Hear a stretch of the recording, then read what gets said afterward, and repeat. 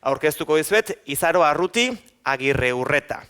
Hizkuntza eta irakaskuntzako formazioak gazte ekoliderrak programa bezalakoekin osatzen joan da Izaro Arruti jasangarritasun eta lidergotza gaiak soziolinguistikaren alorrarekin uztartuz. Gainera, eraldaketa soziala bilatzen duten hainbat ekimen eta erakundetan voluntari lanetan aritu da Izaro. Emaus, Alternatiba Bizi edota Giza Eskubideen zinemaldian. Izaroren ibilbide profesionala, Kroma erakundeko proiektu soziohezitzaileak dinamizatzen, zein koordinatzen hasi zuen, Mundukide Fundazioan GEIKOP, gizarte eraldaketarako hezkuntza kooperatiboa proiektuan ibili da, eta Euskara Abentura Espedizioan 3 urtez aritu da, bai begirale, bai koordinatzaile. 2022ko irailetik, Badalab, hizkuntza berrikuntza laborategian lanean ari da. Eta Izarok, hemen, eta orain, eginen duen hitzaldia da, hezkuntza soziolinguistikoa Euskal Herrian, han eta hemen dauden material eta baliabideen bilketa, azterketa eta sailkapena. Mikrofonoa ja behar den lekuan jarrita hortxe dugu, hortaz, egin dizaiogun ongi etorria, txalo batekin, Izaro Arruti Agirreurretari. Eskerrik asko.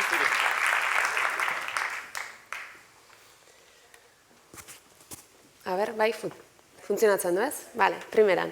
Bueno, hasian uste nun ere burua aurkeztu beharko nula, baino, listo, indute.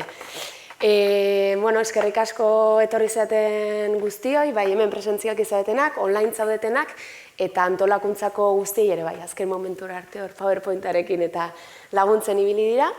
Eta, aipatu, aurkeztean joan lan hau duela 2 urte irakaskuntzako master amaierako lan baten testuinguruan egin genuen, nik eta Sandra Prieto Lasartearrak. Jarraian 2021an, Txillardegi sarietan lehen saria irabazi genuen, eta hortikan gero publikazio batzuk ere egin dira. Etorkizunean bokazioa dauka, lan honetatik abiatuta, edo lan honek forma eta erabilera ezberdinak arditzan, guk duela 2 urte azitxo bat jarri genuen, eta azken 2 urte hauetan ez dugu berariaz lan honekin jarraitu, beste lan batzutan ibili gera Sandra eta biok, baina bokazioa da, ekosistema horretan eragitea, tresna hau baliagarria izan dadin eta jendeak erabildezan. Azpimarratu ere bai, behin eta berriz ikusiko dezute hezkuntza hitza, irakasleen inguruan ere hitz egingo dut, azpimarratu, inorrez bildurtu ez dadin, bere gairaian hezkuntza formalean somatu genuen hutsune bati aurre egiteko egin genuen ikerketa lan hau, eta hezkuntza formaleko testuinguruan gauzatzen da.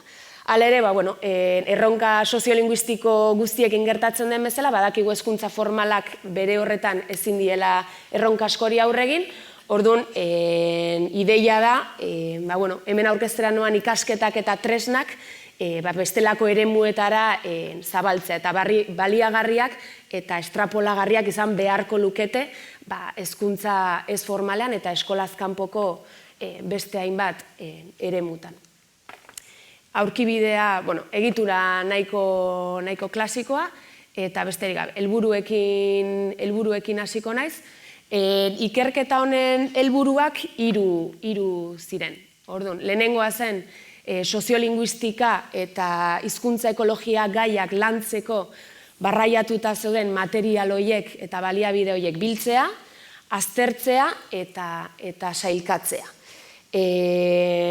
Ikusten genuelako materialak bazeudela, esan bezala barraiatuta, bakoitza bere testuinguruetarako eta beharretarako sortuta.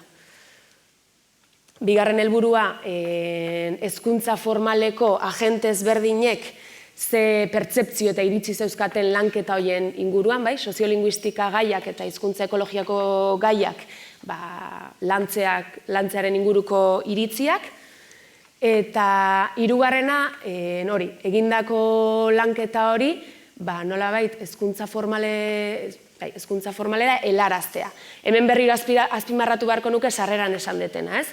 Hezkuntza formaleko testuinguruan gauzatzen da ikerketa hau, baina, bueno, azken aurrera pausoetan, gero aipatuko ditu zeintzuk izan diran azken urteko aurrera pausoak, ba hor, saiakerak egin dira hezkuntza formaletik tresna hau gehiago garatzeko, baina aldi berean, bilketa hori edo bilduma hori, sortu genuen bilduma hori, alik eta irekiena izan dadin, alik eta librena, eta edo zeinek egin dezan bilduma horretan ekarpena. Vale. Gero, hiru helburu horietatik, marko teoriko bat zehaztu genuen, landa lanera salto egin aurretik, eta marko teoriako ondorengo lau galdera hauei erantzuten zien, pixkat terrenoa jartzeko. Eta marko teorikoan lehenengo, aztertu genuen Euskal Herriko gazteen profil soziolinguistikoa. Eta hor ateratzen, dagoeneko nahiko ezagunak diren bi hutsune, ezagutzaren eta erabileraren arteko hutsunea, eta gero, hizkuntza jarreretan gazteek asko aurreiritzien bidez aurre egiten dietela, eguneroko tasunean dauzkaten hizkuntzarekin lotutako hartu emanetan, hartu emanei. Gero, marko teorikoan, soziolinguistika eta hizkuntza ekologia terminoak ere definitu behar izan genitun. Soziolinguistikaren kasuan zertxo gehiago kostatu zitzaigun, hainbat eta hainbat definizio topatzen genitulako behin eta berriro, baina bazeuden aldaigai batzuk, aditu batzuk adostasun puntu batera iristen ziren. Soziolinguistika hitz egiten dugunean eta gehiago hezkuntzara bideratzen badegu, kontuan eduki behar dugu soziolinguistika tresna bezala ulertu behar dugula, bai. Azkenan euskal komunitateari ezagutza soziolinguistiko batera sarrera eman behar badiogu, soziolinguistika eduki horiek tresna bezala funtzionatu behar dute, bai. Hiztunarentzako estrategikoak izan behar dira, hiztunak bere burua eta bere errealitatea hobeto ezagutzeko eta errealitate horretan eragiteko. Orduan, tresnaren ideia hori, ezagutza datu sinpletatik haratago, eta hor bilaketan gustatu zitzaiten, adibidez, Arrasateko ikastetxe batean soziolinguistika definitzen zuten termometro bat balitz bezala, edo askotan entzun izan dut, hizkuntzaren medikuntza. Hori, tresna bat izan dadin, hizkuntzaren osasuna edo neurtzeko, eta neurketa horren ondoren, ze ekintza egingo ditugu edo, eta hori, tresnaren ideia hori. Eta hizkuntza ekologiaren kasuan, definizioa, eman genion definizioa gure lanerako izan zen, hizkuntza aniztasunaren biziraupenerako faktore eta tresnak, nolabait bioaniztasunaren biziraupenerako faktore eta tresnekin, elkarrizketan jartzea eta elkarra elikatze horretarako jakintza eta tresna multzoa. Gero zer diote adituek, hori ere marko teorikoan aztertu genuen, eta hau batean defendatzen dute, hizkuntzaen soziolinguistikaren eta hizkuntza ekologia gaiak lantzeak hiztunekin eta hezkuntza formalean beharrezkoa dela, estrategikoa dela edozein hizkuntzaren bizi berritzerako.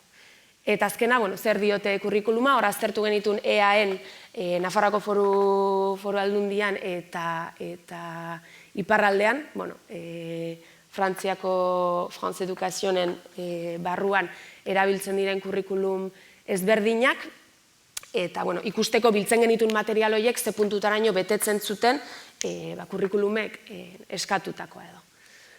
Metodologia hauxe izan zen, elkarrizketa hainbat egin genitun, gero agente norbanako eta erakunde hauekin egin genitun elkarrizketak, landa-lana, eta gero bai erabili genitun ere ikerketarako deskribapen fitxak deitu genion tresna simple hori, eta edukien taula, bai, sailkapenerako eta material horien edukiak zehazteko.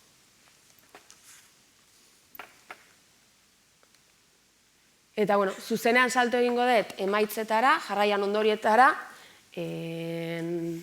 eta, azken urteko aurrera pausoetara ere bai. Emaitzak, hiru bloketan banatzen dira, hiru helburu ziren, helburu bakoitzeko emaitza bloke bat. Lehenengo helburua hori, material eta baliabideen azterketa, bilketa, azterketa eta sailkapena, eta horra aipatu, guztira 169 material eta baliabide bildu genitula, landa-lana, ez dakit zehazki, baina ez dakit, hilabete terdiko edo landa-lan bat izan zen, eta material eta baliabide kopuru hori bildu, aztertu eta sailkatu. Jarraian, bildutako hori horren nondik norakoak deskribatzeko deskribapen fitxa batzuk sortu genitun, eta hemen mugituko naiz, lehen ere ikusi dezute, baina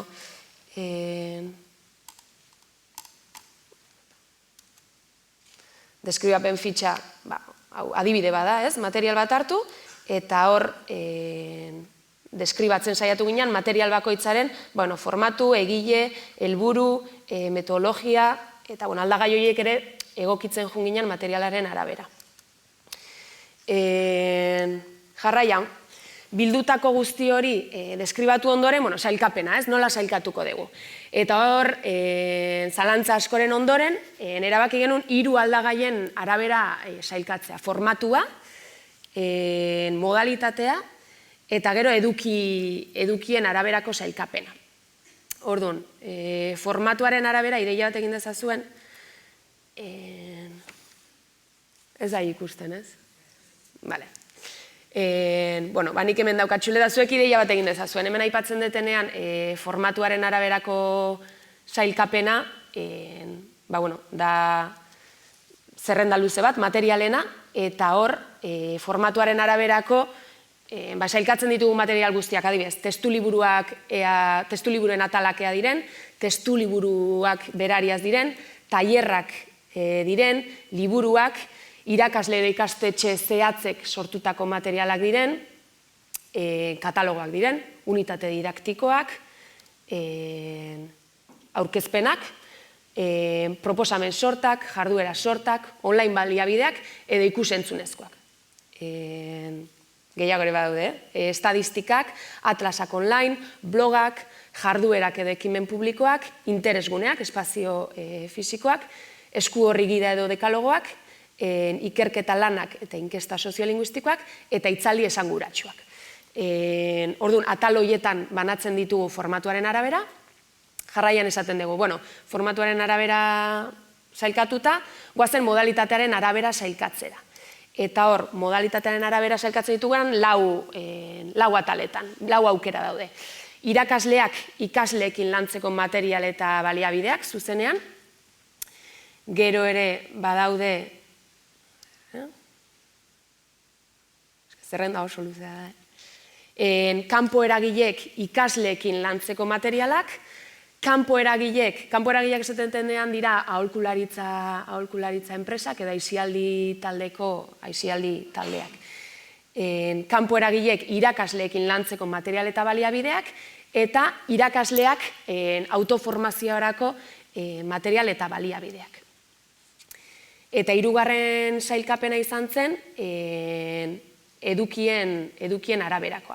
Eta hor oinarritu ginen, Heziberri 2022ko planean aipatzen ziren helburuetan edo eduki motetan, eta 10 eduki mota zehaztu genitun, eta hemen ez dezu ikusten, baina da, taula handi bat, material guztiak alde batean, eta goran eduki motak. Eta segun zen materialek ze eduki mota betetzen duen, X-arekin markatzea. Eta eduki motak izan ditezke, kontzeptu soziolinguistikoak, hizkuntza ekologia, hizkuntza aniztasuna eta hizkuntzen egoera munduan, euskararen ibilbide historikoa, euskararen biziberritze prozesua, azken 60 urtetako ibilbidea, Euskal Herriko egungo egoera soziolinguistikoa, eta bar, horrela 10. Hori lehen helburuari dagokionez, sailkapen hori egiten dugu, formatua, modalitatea eta edukien arabera. Bigarren helburuari dagokionez, emaitza batzuk ere baditugu, Euskal Herriko ikastetxeetan soziolinguistika eta hizkuntza ekologia lantzearen inguruko pertzepzio eta iritzien inguruan.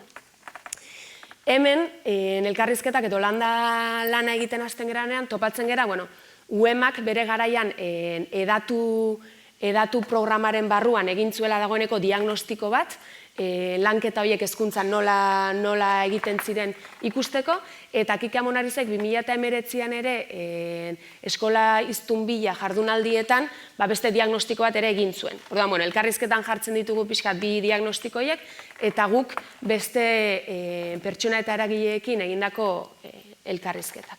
Eta, guztietan bat egiten dute ondorengo puntu hauekin, ez?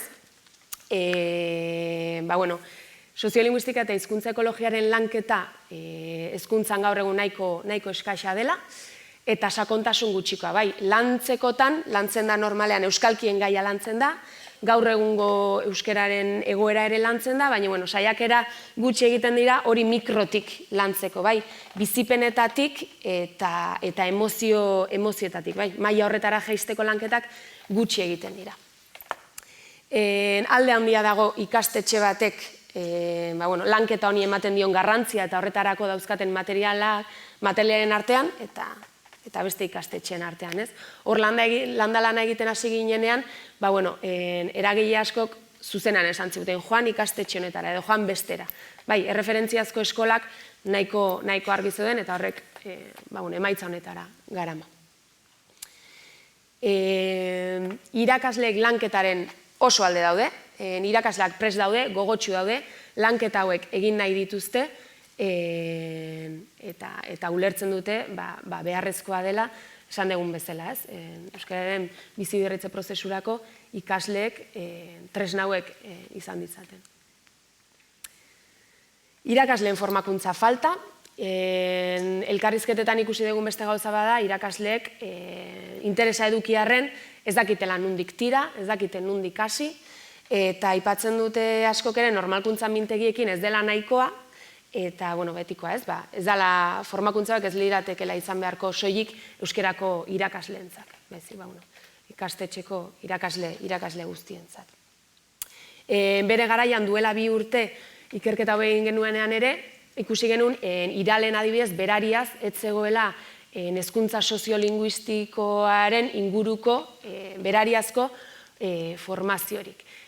Bestelako formazioetan lantzen zen gai baza, baina adiez hor sortzen den materiala ezin izan genuen eskuratu, ez delako publikoa. Eta materiala mailakatzeko eta egokitzeko eskaera. Irakasleak prest daude, gogoa daukate, formakuntza falta dute, eta gainera, anabasa horretan, material pila horretan, mailakatzea eskatzen dute, eta material batzuk egokitzeko eskaera.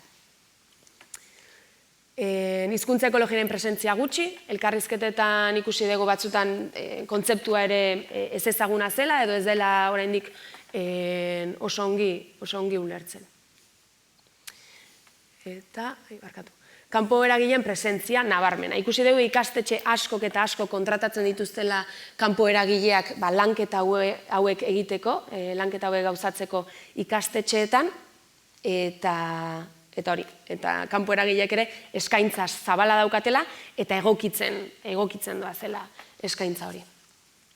Eta, hirugarren emaitza, gure ikerketa lanean aurre ikusita ez zegoen helburuetako bat zen, baina elkarrizketetan sortatu zitzaigun aukera edo gomendatu ziguten interesgarria izan zitekela Euskal Herritik kanpo lanketa hau nola egiten den edo behatzea edo ikertzea.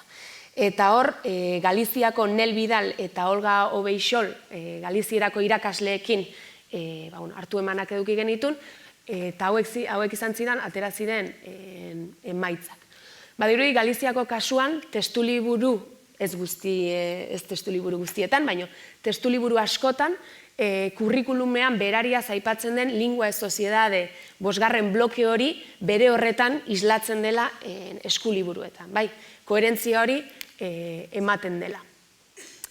Jarraian, testuliburuak osatzeko erreferentziazko materialetan badirudi ikastetxe ezberdinek detektatuta dauzkatela, ez? Eskuliburuaz aparte zer gehiago, baliabide hauek. Helarazi zizkigutenak ez ziren guk Euskal Herrian topatu ditugunak bezain beste, gutxiago dira, baina bai somatzen zen, zentzu horretan koordinazio hori, ez? Erreferentziazko materialak zeintzuk ziren argi zituztela. Kanpo eragileen presentzia ere badago, Galizian ere baliatzen dituzte aholkularitza enpresak eta horrelako lanketak egiteko, eta, 3 horiek, orokorrean. Eta ondoriekin jarraituko dut, eta ondoriek jarraian gehitzen diet, azken gogoeta edo proposamen pixkat ausartago bat edo, ondorietatik tiraka. Orduan, lehenengo ondorioa da, naiz eta hasierako bilaketa horretan, material eta baliabide bilaketa horretan, soziolinguistika alik eta definizio zabalenean ulertu genuen, alik eta material gehien bildu nahi genuelako, jarraian ateratzen dugun ondorioa da, ben eta berriro, soziolinguistika tresna gisa ulertu behar degula, eta bilatzen ditugun eta erabiltzen ditugun material horiek benetan funtzio hori bete behar dutela.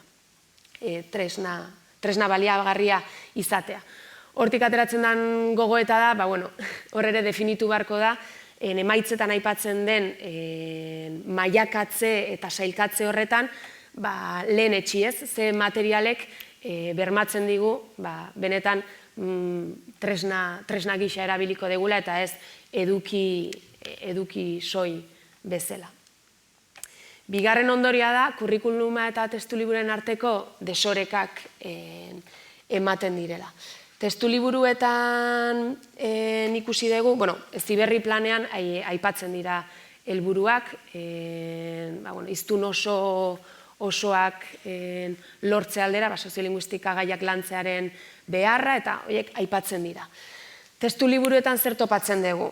Testuliburu askotan soziolinguistika gaiak eranskinetan kokatzen dira, edo kultura atalaren barruan hor nonbait nahasten dira.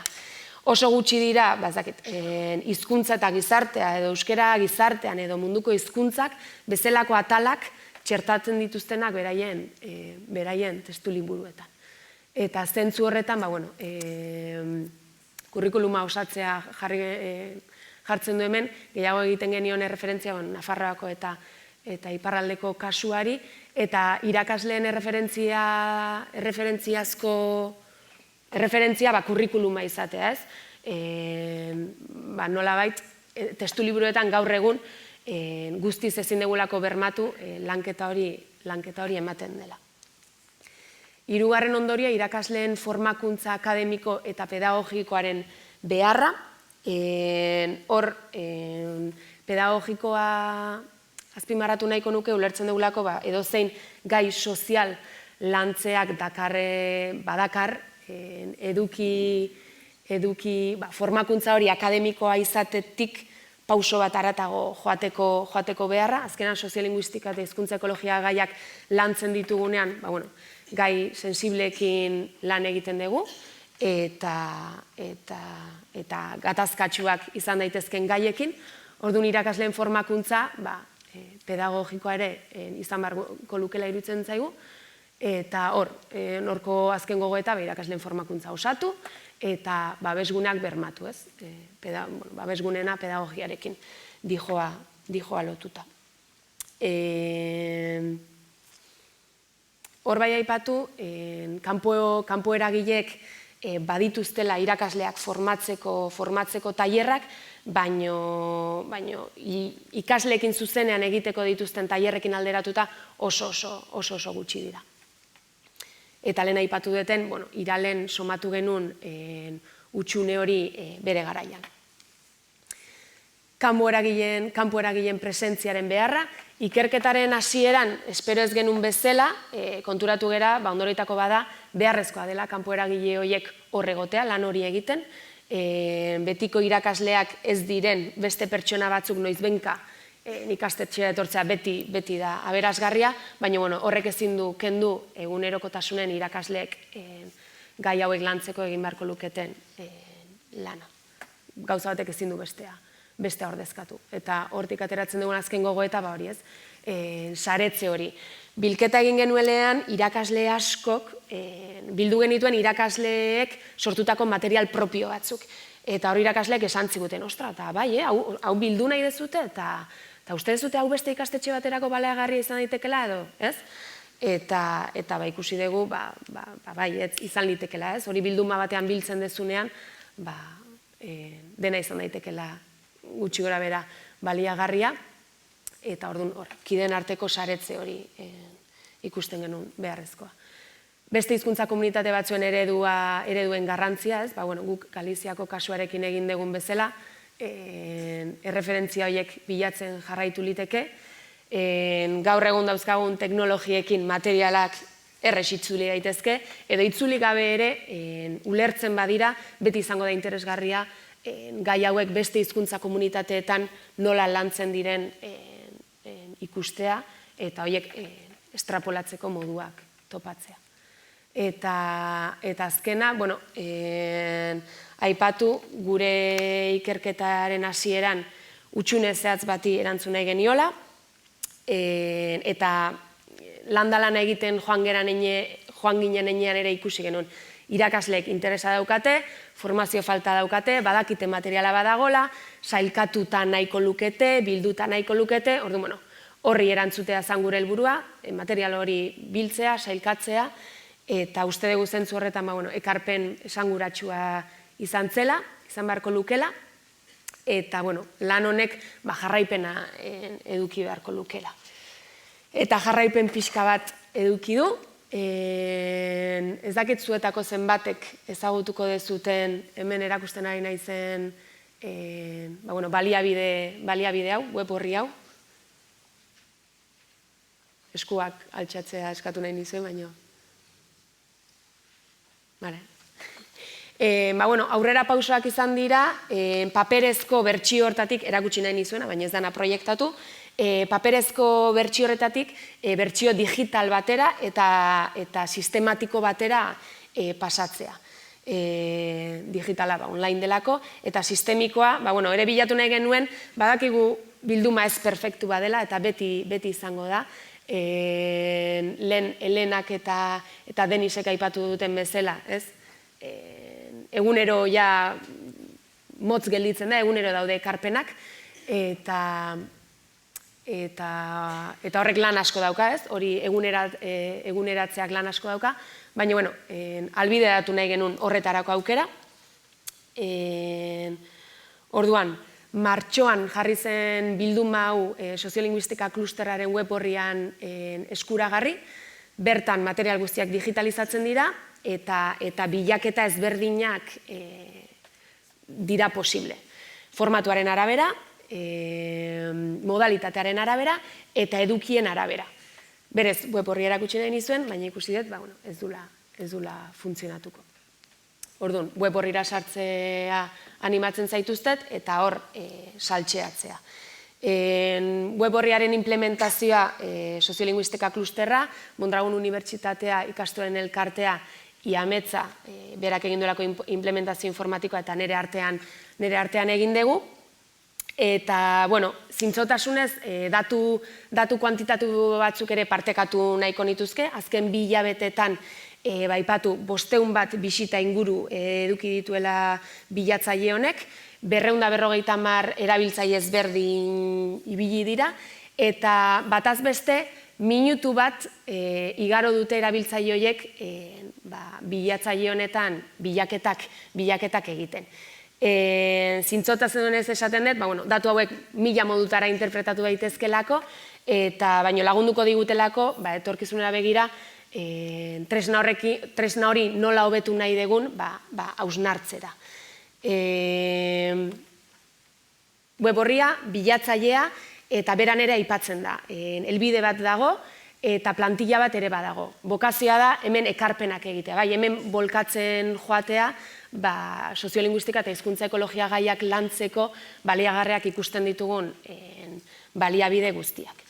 Eta amaitzeko, besterik gabe, gonbidapena luzatu hezkuntza formalean eta hezkuntza formaletik kanpo martxan dauden eragile, ekimen eta norbanakoek tresna hau erabil dezaten, elika dezaten, eta ez perfektua da, nahipatu deten bezala, baina indarrak bateratuta eta tresna bat edukita guzti hori kanalizatzeko, abia puntu interesgarria eta polita uste dut dela, eta besterik gabe, hor jarri dizuen ere helbidea, pasa naiz, hori da nire helbidea, eta orain zalantza baldin badaude, argitzeko prest. Eskerrik asko.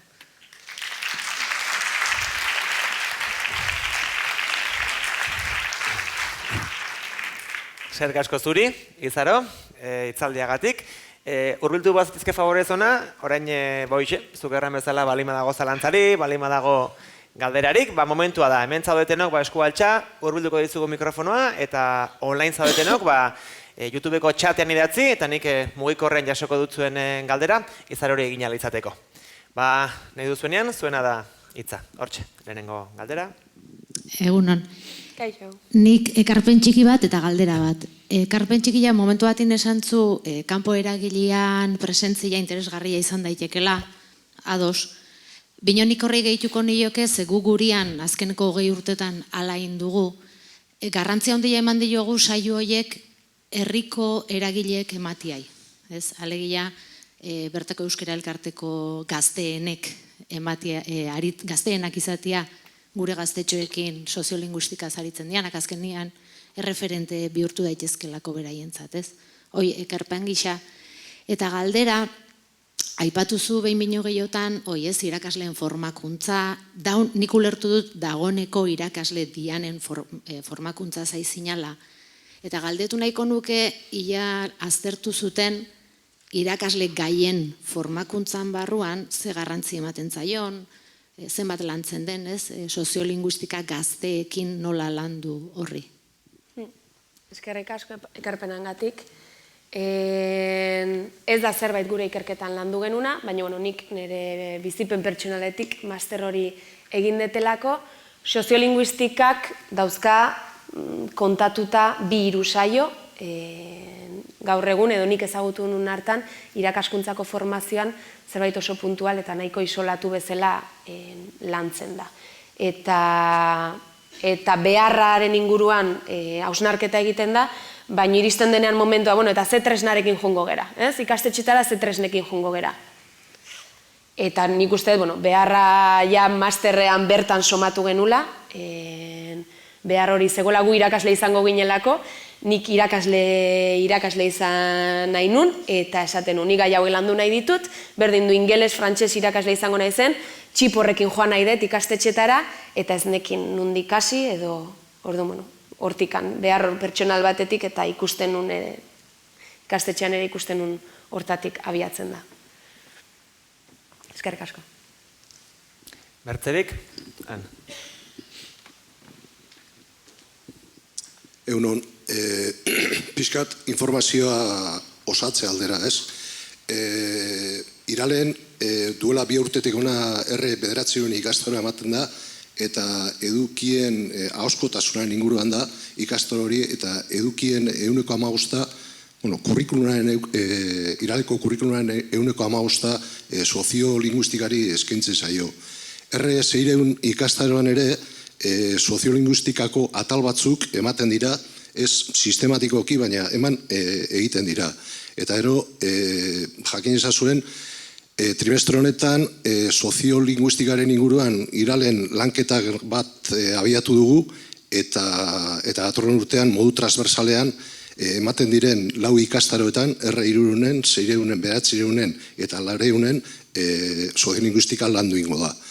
R900 berebiziko garrantzia dauka, hor materialak sortu egiten dituzte irakasleak, eta arlo horri heldu ingoko diogu. Besteko barik, bale? Eskerrik asko. Eskerrik asko, jaken du jate. Ez entzuten da. Bai. Hori, eskerrik asko ekarpenaren gatik.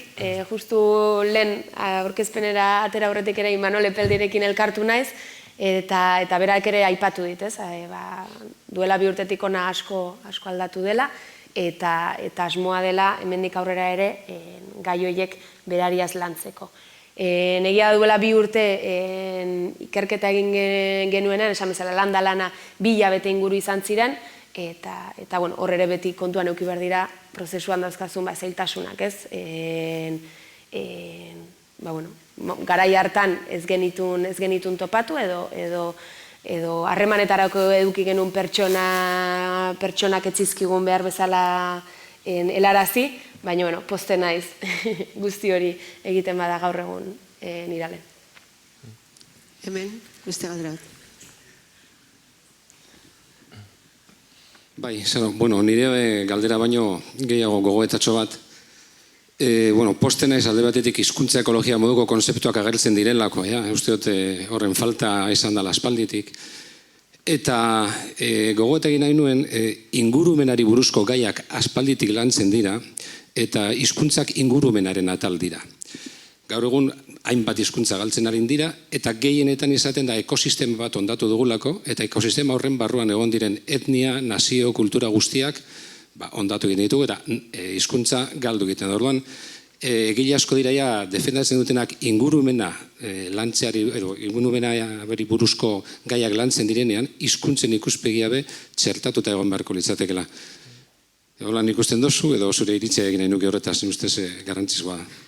Bai, hor, ikerketarekin hasi ginenean, nahiko argi geneukan soziolinguistika terminoa osatze aldera, eta ikusten genitun material berrietan, ikasliburu berrietan, nazten zirela pixkat hizkuntza ekologiaren gaia lantzen, ikusten genuen ere, adibidez, ez dut aipatu, baino edukien taula horretan, ez, hizkuntza ekologia bada edukietako bat, eta hor hasi ginean ikusten, bazeudela material batzuk, bazeukatela bestelako aldagai hori, eta horiek nola sailkatu. Orduan hasieratik bai ikusi genuen, soziolinguistika eta hizkuntza ekologia biak aipatu behar genitula, eta nik ikusten dutena da lanketa horiek orduan eta gehiago egiten dirala. Duela gutxi, aurten joan naiz Garabidek antolatzen duen ikastetxeetan, Errenterian antolatu izan duen ikastetxe ezberdinetan bioaniztasuna eta aniztasun linguistikoaren gaiak nolabait lantzeko tailer batzuk, eta uste dela oso potentea ikasleek hizkuntza aniztasunera iristeko eta hausnarketa batzuk egiteko bioaniztasunetik hasten zarenean, ikasleen erreakzioa izaten da bestelakoa. Eta horrelako tailerrak uste oso baliagarriak direla, eta nik batzuk ezagutzen ditut, baino asmoa edo gogoa litzake horrelako gehiago egon daitezen. Nik ikusi ditutenak behintzat, eta ikasleekin egonda oso erreakzio eta emaitza onak dauzkala. Bertze inork, galderarik?